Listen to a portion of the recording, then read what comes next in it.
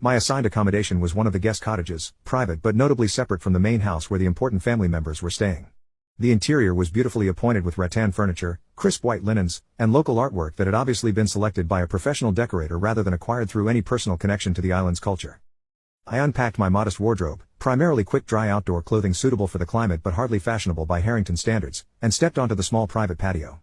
The view was undeniably spectacular, a sweeping panorama of the Caribbean Sea, its waters shifting between shades of blue in the late afternoon light. Worth the price of admission, I murmured to myself, then smiled at the irony of my phrasing. Dinner that first evening established the pattern for the week to come. The entire family, 14 adults and 5 children ranging from toddlers to teenagers, gathered on the main house's expansive terrace, where table settings that belonged in a design magazine awaited us. The meal was exquisite, a 5-course affair featuring local seafood prepared with techniques that transform simple ingredients into culinary art. Uncle Frederick presided at the head of the table, masterfully directing conversation while ensuring his position as benefactor remained clear. When my cousin James mentioned a recent promotion, Frederick responded with a detailed anecdote about his own first executive role back when corporate advancement required real merit.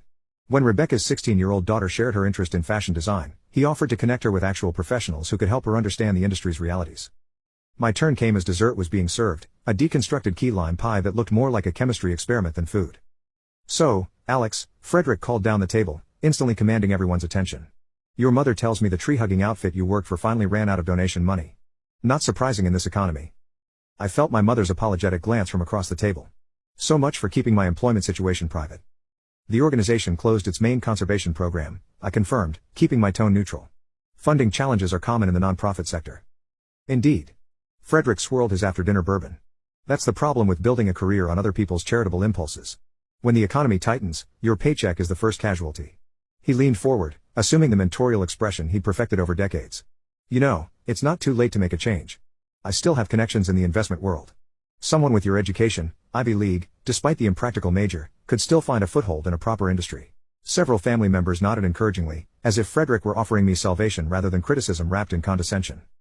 "Thank you, but I'm actually exploring some new opportunities in the conservation space," I replied. "Ah, doubling down on the financial instability. Bold choice," Frederick chuckled, inviting the rest of the table to join his amusement at my apparent naivety. "I suppose there's something to be said for persistence, even in the face of overwhelming market signals." The conversation moved on, but the pattern was established. Each day brought new opportunities for Frederick to highlight the contrast between his financial success and what he perceived as my failure to launch. My modest rental car on a previous vacation, practical to the point of punishment. My habit of repairing clothes instead of replacing them, admirable frugality or simple poverty? My preference for local street food over tourist restaurants, an adventurous palate or just budget constraints? The comments were always delivered with just enough humor to prevent direct confrontation. If I objected, I'd be accused of being too sensitive.